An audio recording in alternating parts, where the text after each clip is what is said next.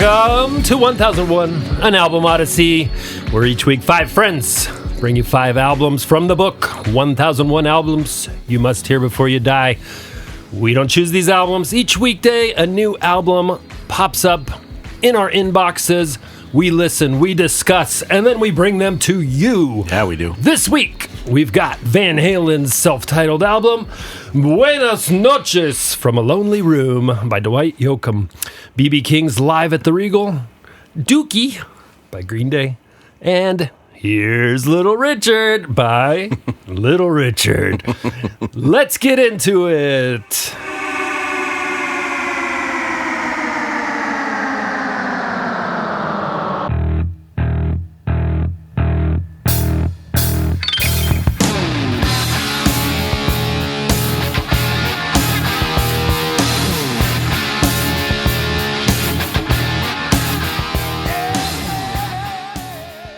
That was the end of Running with the Devil, the opening or the beginning of Running with the Devil, the opening track of Van Halen's self-titled debut studio album that came out February 10th, 1978. Considered by some to be the strongest debut rock release of all time. Not myself. Apparently, the lyrics were inspired by that song by the 1974 Ohio Players song, Running from the Devil. I don't get the connection at all. I get it. Yeah, they're not. No, they're not running from right. them. They're running with That's them. how badass they are. Yeah, they're part of the pack. Another music critic, Chuck Klosterman. You mean Clark? Chuck Clark, we know him. Klosterman, like Klostomy bag, Klosterman.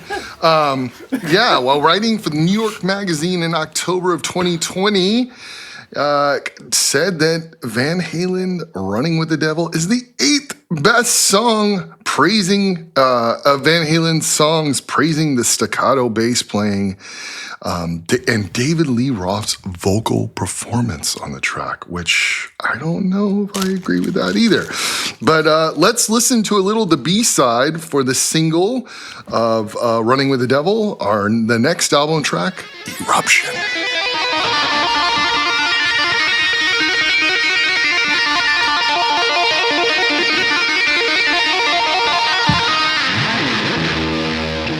So Fucking when you show hear off. that, Sick. I mean, you know why the band is called Van Halen, right? Why is that? Eddie. Yeah. I mean, Eddie Van Halen, because of his last amazing guitarist. Rolling Stone and Guitar Magazine both said that, that is one of the best guitar solos and guitar work of all time. In fact, Guitar World's list, it comes in at number 2. What's and number so- 1? I should have put number 1 down. That would have been a smart thing for me to do. Guitar. Yeah, That's right. But I didn't.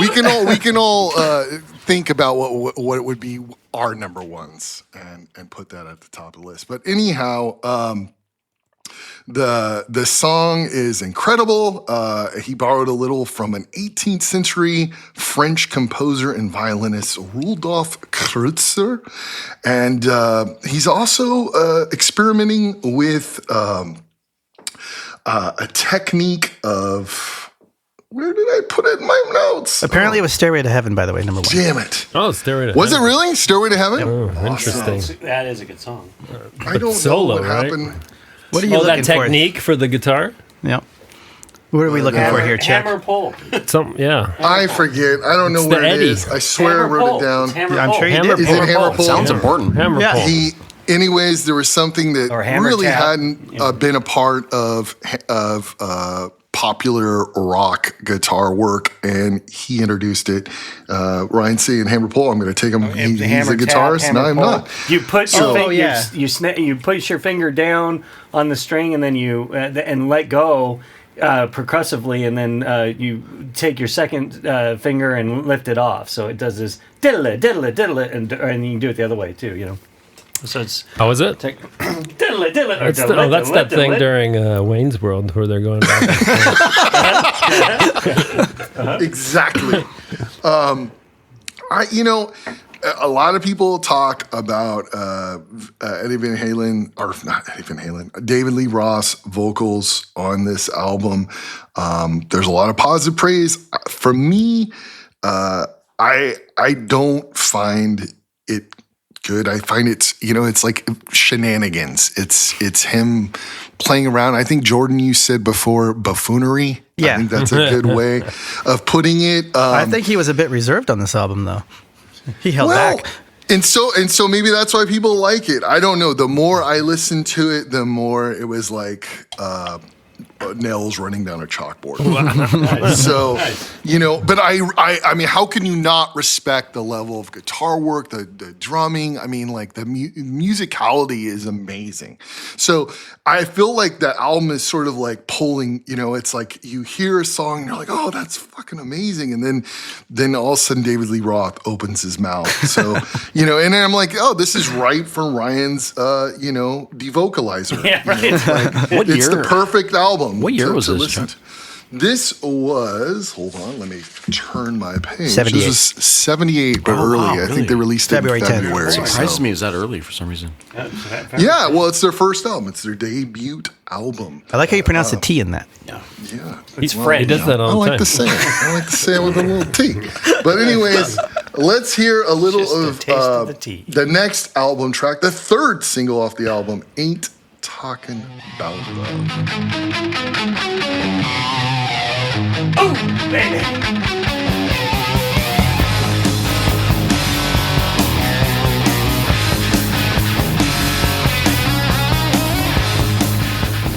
So, despite that amazingly bitchin' guitar intro, this song goes on, and again, the vocal delivery, I'm just not a fan of it, and the chorus is really cheesy, a little corny to me, lyrically.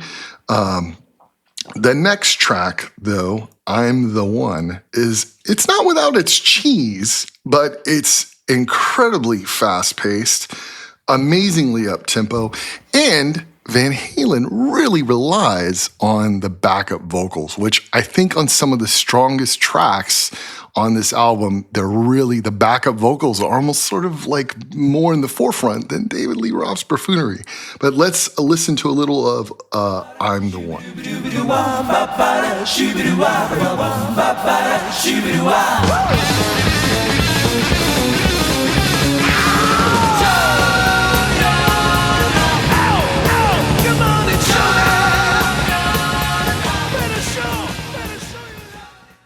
So, I don't know, you might not, the harmonies might be cheesy to you. I'm not sure what people think about that, but still, even after that, the backing vocals are just strong. And to me, that driving beat with them makes that song a classic. The next track I want to listen to is probably best known for being sampled on Tone Loc's 1988 classic Wild Thing. This track was released as a single, but never charted. Again, Roth's vocals are helped by a fast and amazing musicality. Let's listen to a little of Jamie's Crying.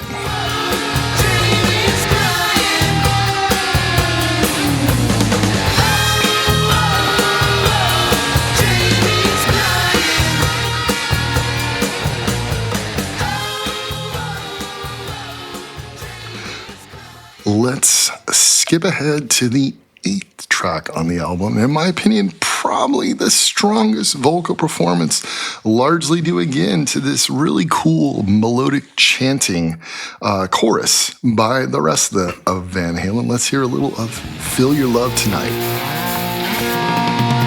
I can't wait to feel your love tonight. I can't wait to feel your love tonight.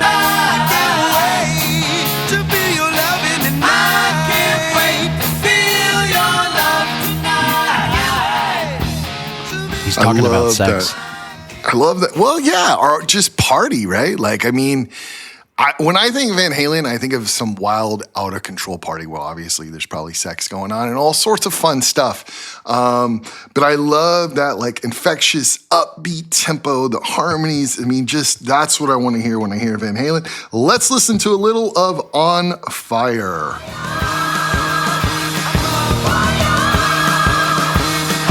Fire!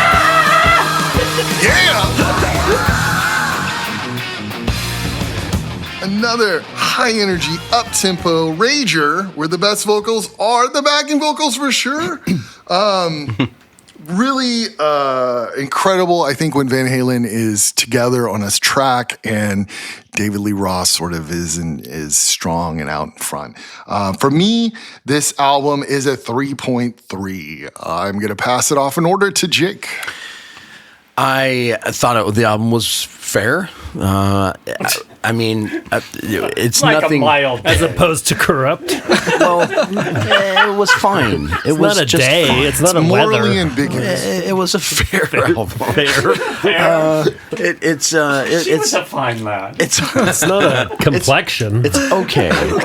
It's okay. I mean, they really arrived strong with this debut album. That's right. You like the T2. You guys didn't notice that before? No, He I said it, did. Yes. But I know he's doing it on purpose. They really kicked the door down, right? They did not arrive quietly with this album. They really came in hard with some pretty super heavy guitar riffs.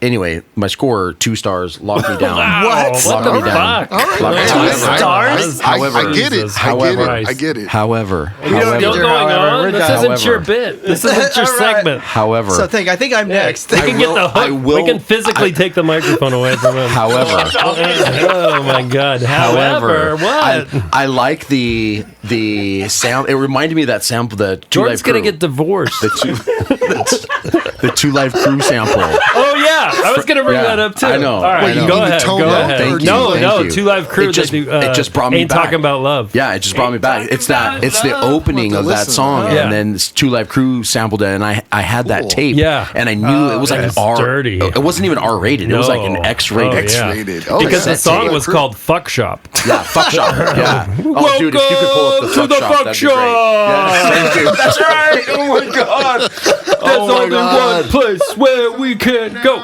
That y'all might don't understand. This is like the live version. Y'all. No, that's not gonna work. Okay. So what was the song about? There's only one place where we can go where the price is right just to fuck a hoe. Oh man, it's about the fuck shop. I'm so surprised you remember And those if lyrics. we wouldn't have let Jake keep going, we wouldn't have gotten I know. that. No, that's Oh, very. my Thank God. you, Chuck. Thank you, Jake. I'm so Thank glad you, that we Chuck. did get there. And we went to jail. No.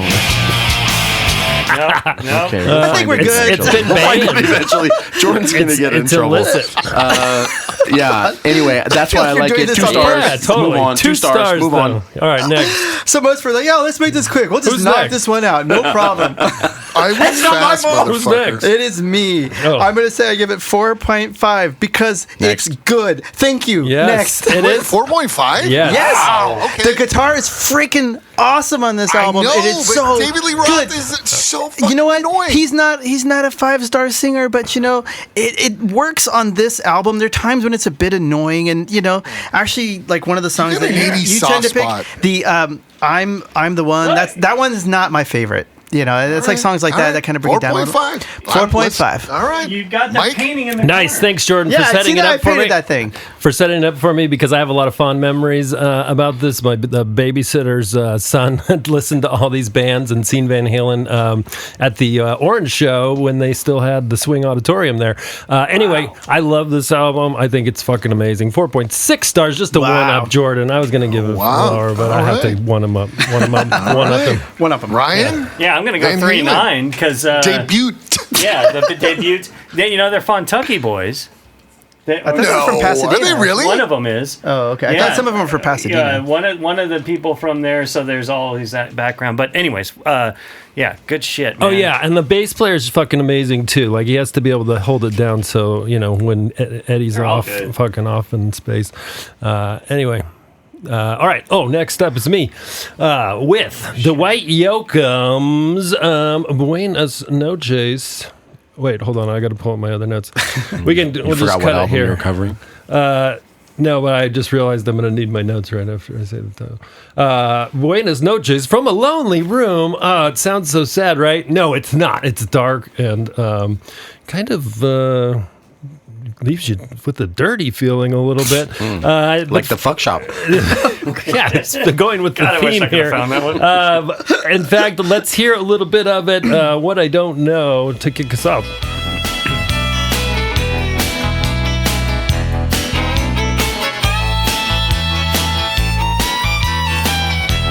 Yeah, this is the kind of country I really dig. I love me a little fiddle. And, I mean, just, he's putting this out in 1988 at a time when country's getting more polished. It's becoming more poppy, and everything I really hate about country, Dwight Yoakam was kind of against, but he was seen as more of an outsider, a little bit too country for the Nashville scene, and so he went out to L.A. when he made a little bit more inroads with the punk rock scene, believe it or not.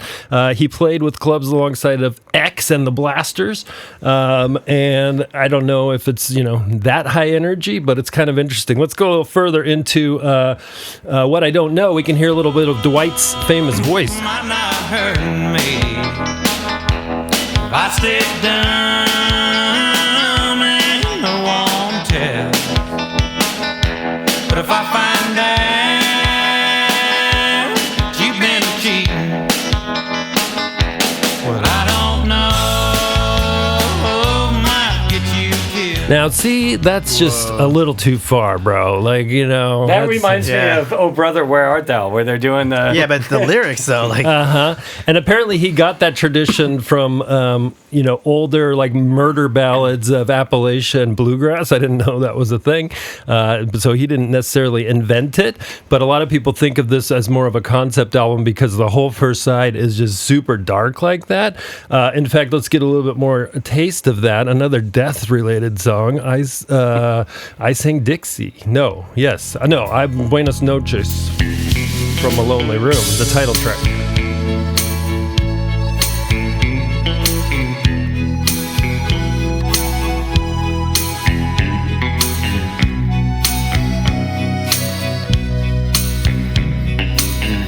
Now, no, we don't get to hear the lyrics because, he fools you into thinking it's just going to be nice and pleasant. And again, like real country, you hear some of that accordion, which is just beautiful.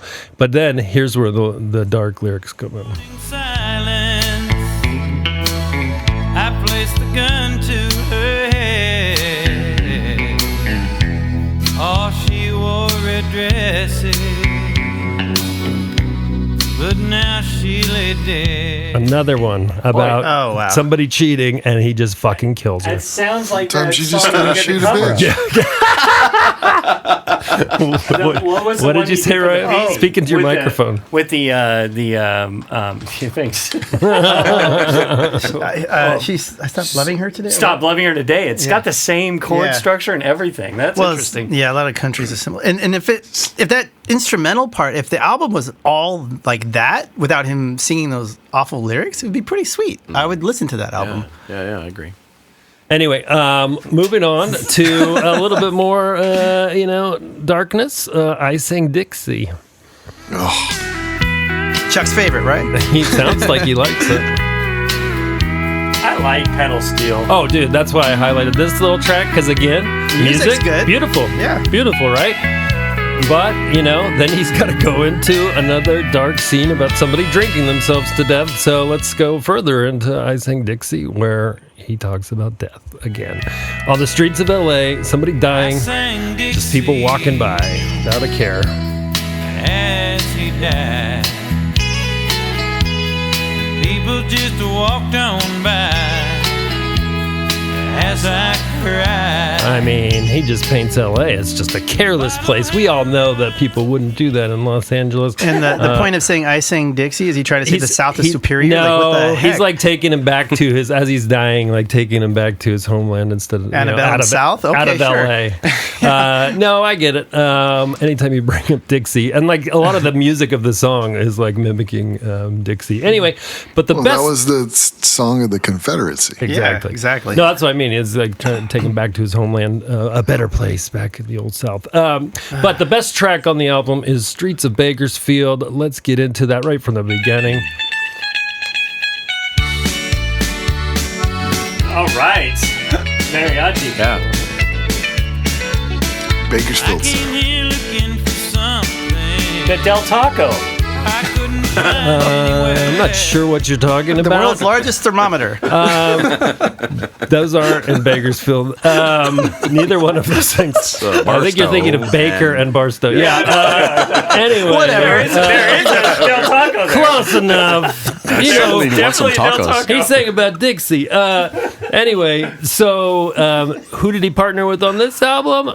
None other than Buck Owens, who was kind of his idol and kind of was the first guy that, made a such thing as the old Bakersfield sound. Let's hear a little more of the Bakersfield sound. You don't like me. Say you care less how I feel.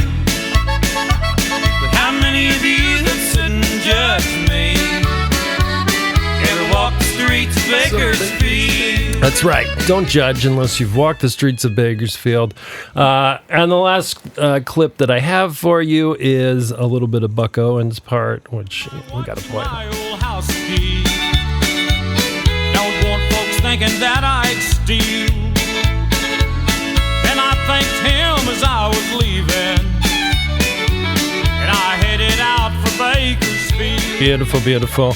That is some Dwight Yoakam. Just couldn't get any traction for myself.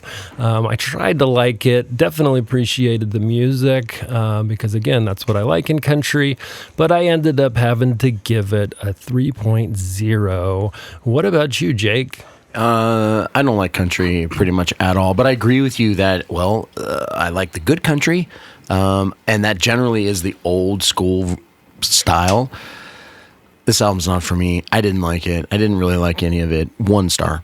Wow. All right. Jordan, over to you. I'm giving this 2. Some of the music is really, really nice, but I'm never going to listen to this again.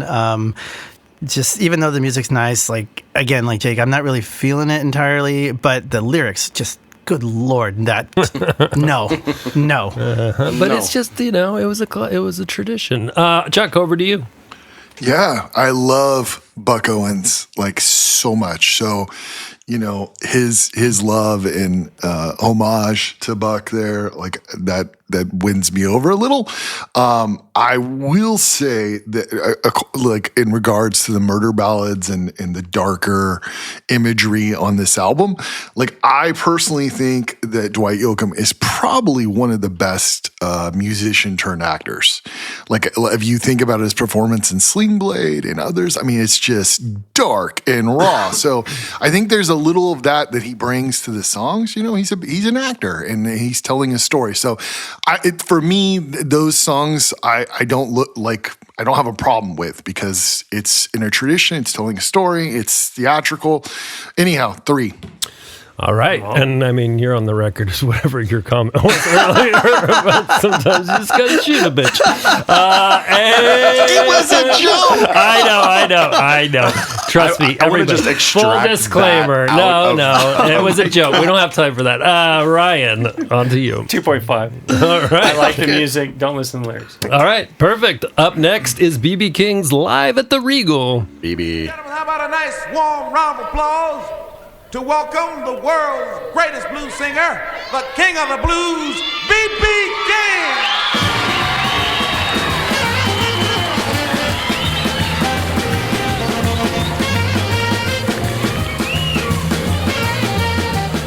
I don't care who you are. If you don't like that, you're fucking dead inside. I might be a BB little King. dead. I like Damn, that. man. 18-year-old me on my birthday at the Shoreline Amphitheater saw the Neville Brothers and BB King.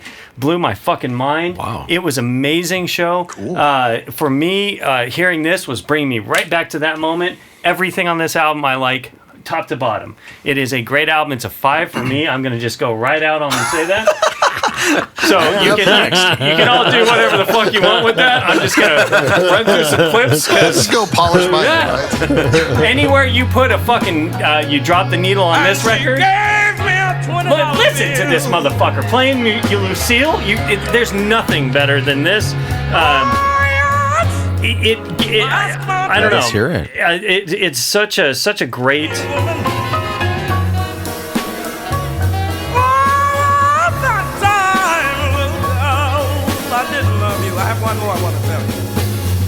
he's so charismatic. He's got such a good feel. Everything about his live presence is so good. Is this album live? It's all live. Is yes. it? Yeah. What live year? at What the year Regal. did this come out? It was some year in the last century. All right. It's in the title. It's in the title. Live at the Regal. Regal. My bad.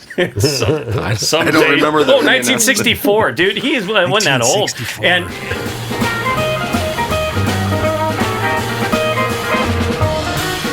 And you know what? He played like this until the day he dropped dead, basically. He was just running hard. Is he dead? Yeah, he's dead. He's been dead for a while. But, I mean, and, you know, had diabetes and was 9,000 pounds and just fucking killed it. Had that big gut and the guitar, and he's still just always fiddling with the volume knob. He's just so... And he had that... And that whole B.B. King...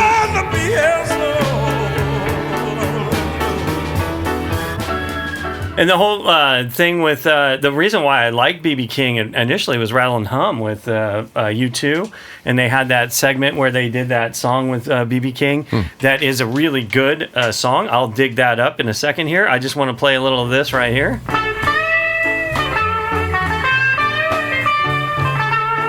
That's where he's just always doing a good lead. Passing the camera around like a joint. And yeah, Help the Poor, the last little track on the album. I don't care where you do it. Anything, help the poor. Won't you help for me? Have a heart, won't you, baby? Listen to my plea. So yeah, that's the song that got me into this was the this song.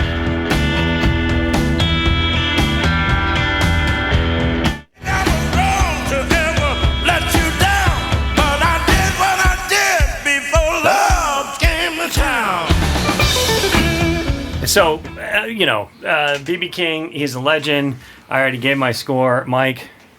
Yeah, B.B. King, inspiration to all kinds of amazing guitarists. Eric Clapton, John Mayer, Carlos freaking Santana, all credited not just B.B. King, but this album in particular for being an inspiration to them. I love live albums, as I've said many, many times on this, whatever we're doing here.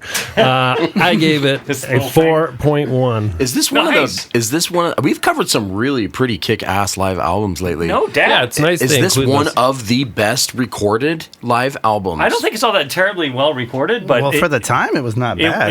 Yeah, it's There's definitely actually two-track. some even mistakes that are pretty noticeable. But it's awesome. It's Really? just really like you get the embodiment. It feels like you're at the show. What do you mean, Chuck? Mistakes like musically or? I should have wrote down the track. There's one track that starts with an intro and then it cuts out, and it's obviously another recording of the live track. They recorded multiple days. Yeah. Interesting. So there's some gotcha. little really annoying like nuances like that throughout the album. Yeah, that would be fixed now. Oh, yeah, I remember you talking about that.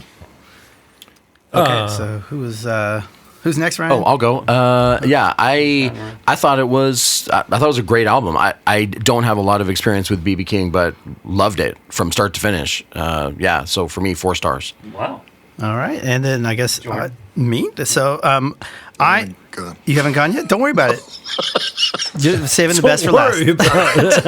Don't you worry about it, Chuck.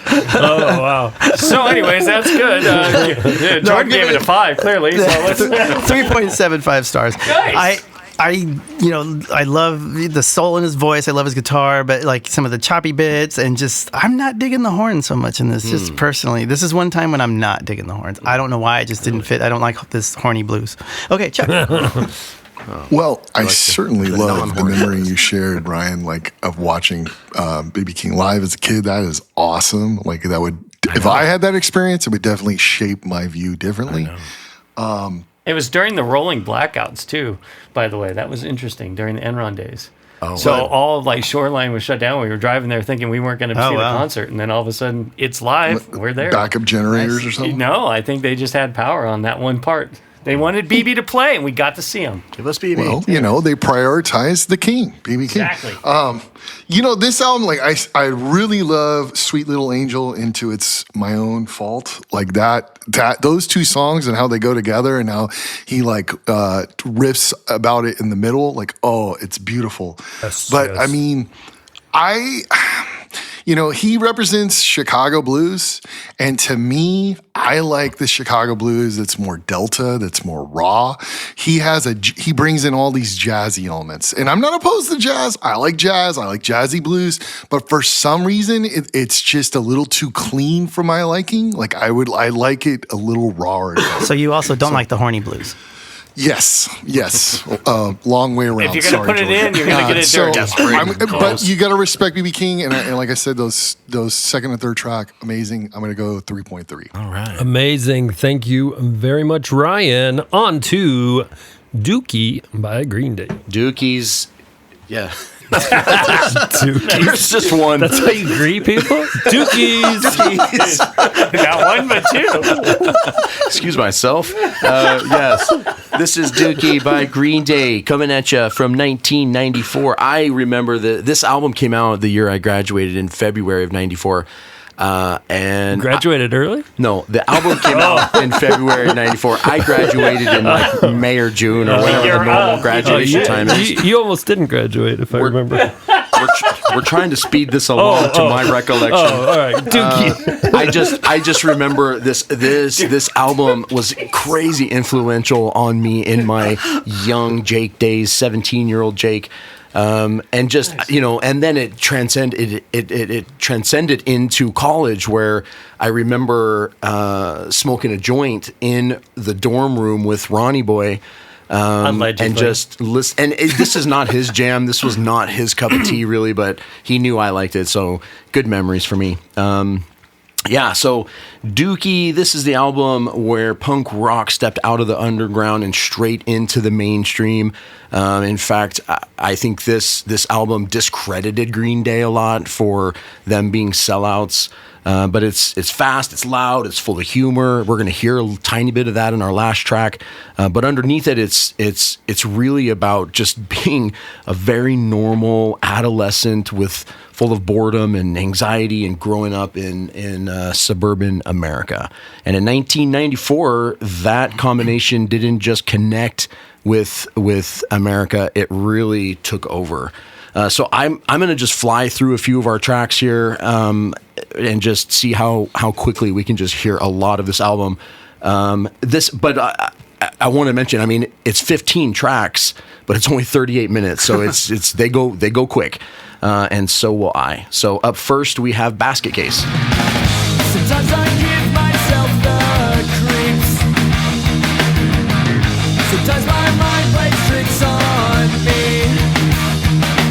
It all keeps adding up.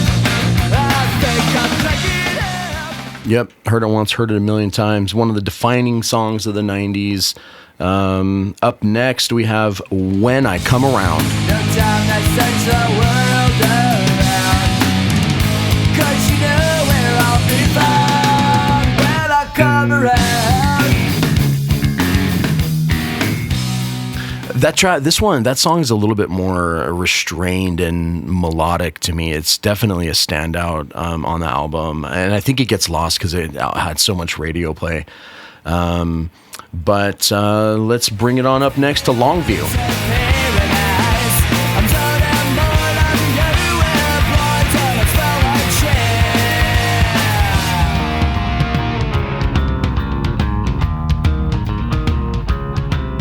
I love that part. I love the rolling bass line there. That is from Mike Dirnt. And the whole track is built around that rolling bass line. Just freaking love it. And we have to hear one of my favorite parts of Longview. I wish it was longer.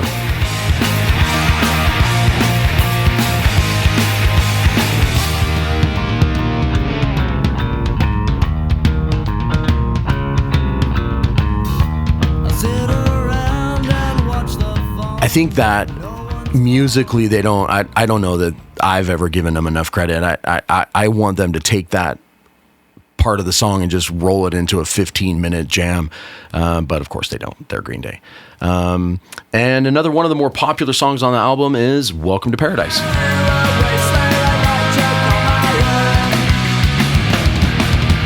Welcome to paradise.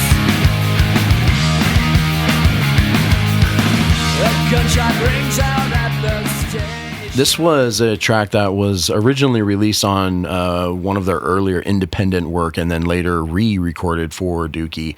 But yeah, has themes of moving out and struggling with independence and all the stuff that adolescents go through. Obviously fast-paced and it's aggressive, but it's also super catchy. So the band, this is Billy Joe Armstrong on vocals and guitar. This is Mike, as I said, Mike Dirnt on bass. Who's a badass? Yes, He's amazing. awesome. Oh yeah, He's no, it's so good. out of control. And then of course Trey Cool on drums. I don't think he gets enough credit sometimes either for how precise he is and technical he is and how fucking fast he is. All of them don't get enough credit. I think that's true. I mean, I know they've gone through their highs and lows, Green Day, but they're still here. They still have stood the test of time, and They're cool dudes. They are. Yeah, I agree. Yeah. So obviously, this album had massive commercial success and just launched them into the mainstream. But again, as I mentioned, they were also labeled as sellouts in this punk rock world. Something to say. Which is like 12 fucking people, so fuck them anyway. Yeah, true. This is Yes, good. that's a great point.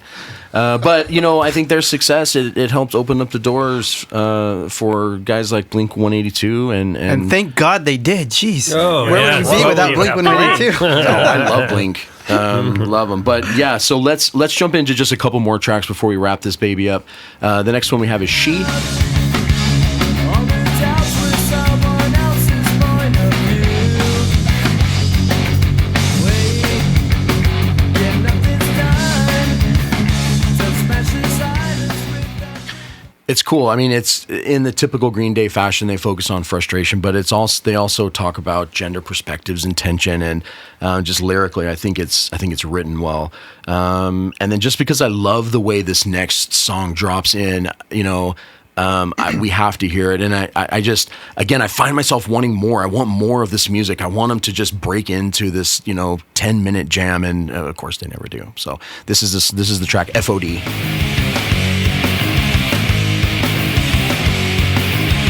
You're just a rock. I can't explain it 'cause I think you suck. I'll take it right until I get a fuck off. And there's only one more sample here. This is the last song on the album. I think it's cute, it's funny, it's tongue-in-cheek. It's called All By Myself. Oh yeah, did I mention I was all by myself? All by myself. All by myself. No one was looking. I was so by myself. Yeah. It's a little obviously a little silly, but to me, it's the perfect reflection of the band's humor, and just a great way to wrap up the powerful and anxious album that it was. Excuse me. So yeah, for me, 4-star album all the way, but again, I have a lot of emotional connection to it as well. Mike, what about you? Yeah, I love the album. I think it's just amazing what these three guys can do. Love the bass player. I think he takes the lead most of the time. And I just think that every song on this album is like, hooky and just good because they're all like earworms. So I end up, you reminded me of that last song. I was giving it a little bit higher, but I'm going with the 4.6 actually. Whoa. All right, Good Ryan. times. What about I'm you, going to Ryan? go 4 because I really like this album too. I remember it, and I remember doing a history video where we covered I remember that. With Basket Case. Yeah, exactly. Oh, And that's so funny. Playing it, it's fun to play and whatever. So yeah, there you go. We did the lyrics over the top of it. It was cool. Jordan. And I'm giving this a 4. At the time, I actually did not like this album at all. I remember when Longview came out, and I was like, oh, this is kind of cool. And then I really did like Basket Case, and that was the only song I ever just continued to like. And then everything else, it just kind of annoyed me. I think it was just like too much of it, and it was too poppy.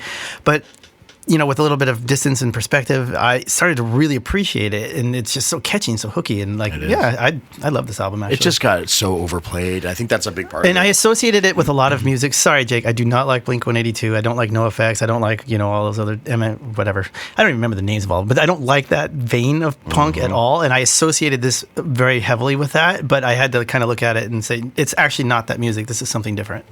Yeah, Chuck, what about you, sir? Yeah, I think like that punk pop element, like they were definitely innovators and just that they were geniuses to have that sort of punk pop, power pop sound at the time that they did. And I think they've evolved, and they make different type of music now. Like they even make like soft ballads, and they're in films, and I think when I hear the lyrics, like a lot of the lyrics are sort of juvenile, but a lot of punk lyrics are juvenile. But I don't know. I think probably it takes me back to really liking the lyrics and being juvenile myself. So I don't, for the same reasons, like I'm critical of Weezer now, like when I listen and I think, oh man, I really love that song and it's really weak songwriting. But the musicianship, I think, is incredible, and that pop sensibility they brought to that, Northern California, Central California punk sound is awesome. I'm going to give it a 3. All right. Excellent. Thank you, gentlemen. And last but not least for the week, we have Little Richard's. Here's Little Richard. All right. So I just want to start by saying I was lucky enough to have a chance to see Little Richard in concert back in 2002 at the Universal Amphitheater, the amphitheater we always talk about. Amazing venue. And so it was Chuck Berry, Little Richard. I was super excited. I was going to see two living legends getting to perform some of my all-time favorite music. And, Chuck Berry comes out first, and, he looked his age. He was 75, and he wasn't a spry 75, let's say, and at one point he tried to, inspire the crowd doing the duck walk, and it was a little bit languid, a little bit dragon, kind of more sluggish than duckish, So, but then after that, Little Richard came on, and he just blew the roof off. Like, he was just a ball of fire. It was like we were transported right back to 1956 just to seeing him. Like, he felt like he was still in his prime. His voice was just still ringing through, and he's just still going crazy on the piano, and it was just amazing. And I was just inspired. I was like, oh my God, like this guy, he's like 69, 70 years old, and he's just rocking it out like this, So I was just thinking, that's what I want to be when I get old. I want to be doing that.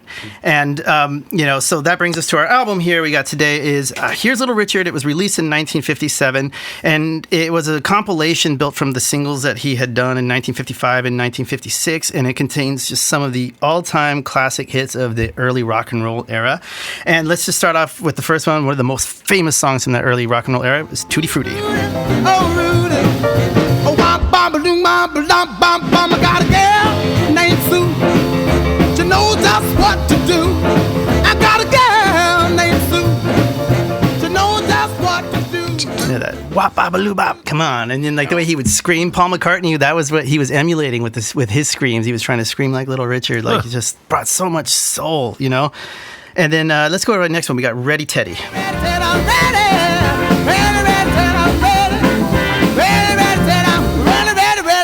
Rock and roll, all the flat top cats and our dungaree dogs are headed for the gym to the sock hop ball. The joints are really jumping, the cats are going wild. The music really set my day, the crazy style. I mean, just like that energy, the rhythm there, and just like and his vocals, just oh man, he's just like pushing and pounding, just like full force. Next one we got is Slippin' and a Slidin'. Slipping and a sliding, peeping and a hiding, been told a long time ago. Slipping and a sliding, peeping and a hiding, been told a long time ago. I've been told, baby, you've been bold, I won't be your fool no more. So this one's still got a lot of energy, but there's a little more swing in here, a little bit more connection to the older style of R&B, rhythm and blues music that was coming out from like Atlantic and all those sorts of, good early R&B stuff. So another classic. And then next one we got here is Long Tall Sally. Yes, baby. Woo, baby. Having me some fun tonight. Yeah. Well, Long Tall Sally, she's beautiful species guy. Everything that Uncle John need, oh baby. I mean, come on. If you're not feeling that, like, are you alive? We gotta, Jesus Christ. Like, and that was that scream specifically that Paul McCartney was going for. Like, oh, so fucking good. All right. Amazing. We have 2 more tracks. I mean, just so much good stuff here. So we're just going to keep going through. Rip it up. I'm gonna rock it up and ball tonight. Got me a date and I won't be late. Pick her up in my 88. Shag gon' dine by the Union Hall. When the dots start jumping, I have a ball. I'm gonna rock it up.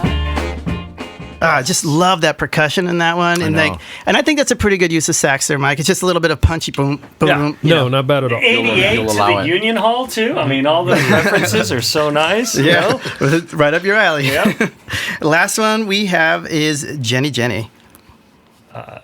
In And theory. yeah, here it is. Spin, spin, spin, spin, spin, spin, spin it like a spin and top, spin and spin, spin and spin, a crazy little part. You ought to see us real and rock. Jenny Jen, Jenny Jen, Jenny Jenny Jen, you know that you my girl, Jenny Jen, Jenny Jen. So I just think the selection of tracks that are included here just show like how dynamic he was, and you know just how he stood out from other performers at the time. Just like how soulful, how powerful, just the energy was there. And I consider him to be basically the first glam rock sort of superstar because he had his hair all done up in the pompadour, the makeup, and he's kind of like going for that pretty The look. glitter. Standing up, playing the standing up, playing the piano, putting his leg up on top, Showman, yeah. Yep, and that didn't just come out of nowhere. He actually used to perform back in the day as Princess Lavon in drag. Oh, wow. Yeah, he was working in the Chitlin my. circuit on drag shows. Is he yeah, gay? Yeah, he's gay. crazy. Oh, I didn't know that. Yeah, so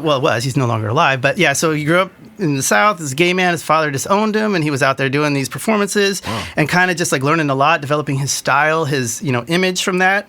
And then there is another singer that he also got a lot of influence from named Escarita. If you look at pictures of Escarita, you can totally see it. It's a big pompadour. He's got these like fabulous glasses. Let's hear that track from Escarita, Ryan. Bust, don't break, don't shout. Hole in my heart and my love leaked out. Fell up in my heart every time you lied. Broke real slowly deep inside. Took a long, long time, but there's no doubt. Hole in my heart and all my love leaked out. So, I mean, Little Richard is a better singer, better vocalist, but, Escarita had this energy. That was Hole in My Heart, by the way. And just basically this flamboyance and style that Little Richard emulated. So that's, these were the early influences for his style. But what's really interesting about him, too, is that he was very deeply religious. So, and his faith was extremely important to him, and so it created this conflict for him because he's this gay man who's a rock star, kind of doing all these things that seem to go against. So he had to sort of reconcile his identity as a gay man who was trying to just express himself and, just live his life through his music. But he just kind of felt like what he was doing wasn't the right path, and it led him to withdraw from rock and roll. So he dropped out, like at the height of his fame in 1957, just stopped and went on to pursue, religion. And, he was out of music from 1957 to 1962. But, when he was a performer, when he's at the top of his game, he didn't hold back, and, you're getting the prime of Little Richard on this album. Here's Little Richard. It's just legendary. It's theatrical, and it just kind of set the template for a lot of rock stars that came after him. And for me, I know, this early side of rock and roll is not everybody's cup of tea, but it's just for the influence and just energy, and it's just something I can always go back to. For me, it's 5 stars all the way. I'm going to go to the top here with Chuck. 5. I mean, the charisma, the vocal ability. I love Little Richard. I think he's amazing. Georgia boy. 5 all the way. Nice. All right, Jake. Yeah, I mean, check out the cover. He's just it's simple, but that's the album, right? I mean, it just speaks volumes right there. Yeah, I think 4.5 stars for me. Wow, that's pretty good. All right, Mike. Yeah, I have to knock him down just a couple notches because I felt like it's kind of it's got the same sound, the track. I mean, and yes, you're right. The energy and everything else, he's got to get credit for that. But change it up a little bit in between tracks. Maybe if he hadn't gone to the dark side, he would have gone that way for the future stuff. 4.7 for me. Nice. And actually, just to be honest with you, a lot of early rock and roll kind of had that going on, because a lot of Chuck Berry is like all the same thing, you know. And I just think that it was kind of in its infancy, and people were kind of exploring what does it mean to be a rock and roll song. And so I think that they had to make short songs for the radio. And they were all doing the 12-bar blues kind of basis at that point. But anyway, but that's not an excuse. You know, of course, more diversity could always be there. 4.4. And what do you 4.7? That's already in the books. What do you mean the dark side of that? You're talking about the going religion? to become religious. Yeah. That was a joke. It was a joke. Okay. All right. 4.8. Yeah. All right. And Ryan, The light side. Not as funny when you have to repeat it. 4.8. I just wanted to clarify, make sure I was understanding. Your go. It's 4.8 because I like this music a lot. There's a little bit over the top, like you're saying. There's some of that repeated stuff, but fuck it, man. It's good music. All right. Guy knows how to belt it out, man. Yeah, he does. Damn For straight. sure. Well, Jordan, how do we end up with the scores? All right, taking a look here, we have coming in at last place is, not surprisingly, Dwight Yoakam with 2.3 stars. Coming in just above Dwight Yoakam. Funny haha. We got Van. Funny queer. Split his head open. All right, Van Halen with 3.66. Coming in next, we got Dookie with 3.92. Second place, BB King, 4.03. And then first place, Little Richard, 4.8 stars. Woo! Amazing, amazing. This has been the record shortest 1001 an album odyssey. My dream has finally come true. I've been waiting so long for this. Thanks for listening, everybody. Don't forget to check us out on Instagram and TikTok. Have a great week.